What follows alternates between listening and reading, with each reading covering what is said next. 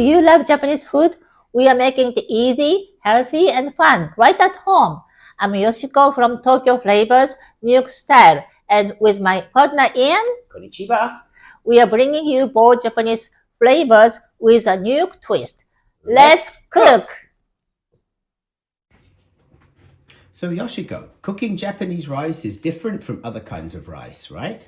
Absolutely. The way you cook rice really depends on the type of rice and the country. Japanese rice is short grain, and when it's cooked, it becomes sticky, moist, and plump. There are so many different Japanese rice brands. Each has its own flavor and texture, and so it's best to try a few and find the one you like the best. All right.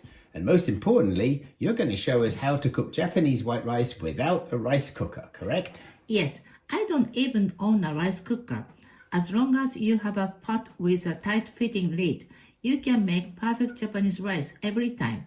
And I show you exactly how to do that. Great. Then I can delete rice cooker from my holiday gift list for you. No problem. I can think of something else for my wish list that is much more fun.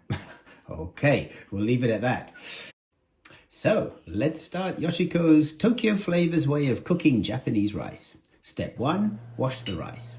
Use cold water and wash it 3 times. Not twice, not until it feels right, 3 exact times. And I notice you're not discarding the rinse cloudy water. Is this some save the planet conservation thing? Actually, this water has amazing properties. In Japan, it's called togijiru. It's packed with nutrients, and traditionally, we have used it for things like washing your face, cleaning, and even watering plants. So save it for your own benefit.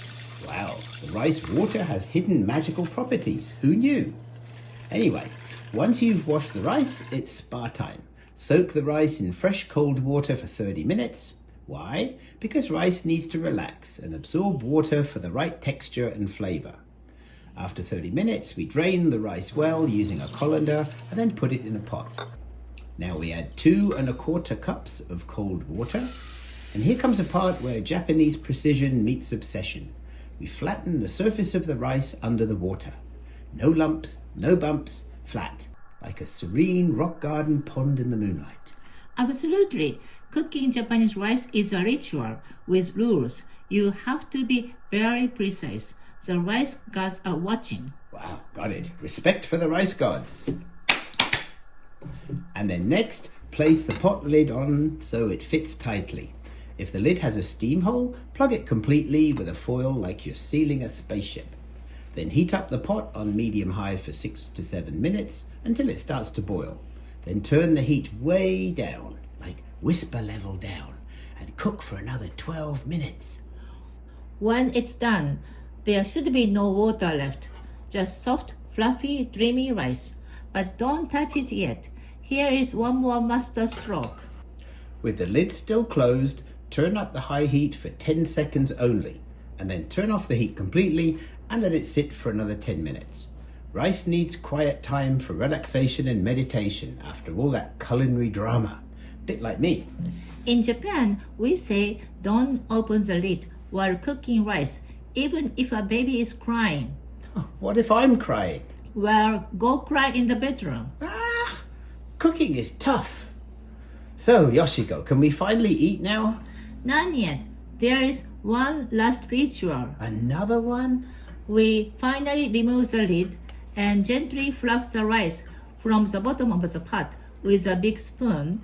It allows every grain the same moisture and temperature. Equal opportunity. Rice justice. I like that. No grain left behind. And now finally, can we eat?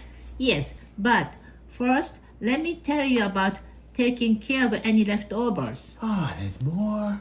Wrap the rice individually in small portions with cling film while it's still warm that locks in the moisture. Then flatten each portion and pop it in a Ziploc bag for freezing. So Japanese rice has storage instructions too for saving it properly. Structured, respectful, and freezer friendly. Can I take some home? Of course, Take 3 packs. 3! That's amazing! I can have tasty dinners all week without any effort. Yay! Itadakimasu. Love Japanese food? Let's make it easy at home. Hit subscribe, turn on notifications, and check out our website for more tips and recipes. If you enjoyed this video, give us a thumbs up and share it with your friends. Got questions or requests? Drop a comment. We love to hear from you. Stay hungry, stay curious. Happy cooking!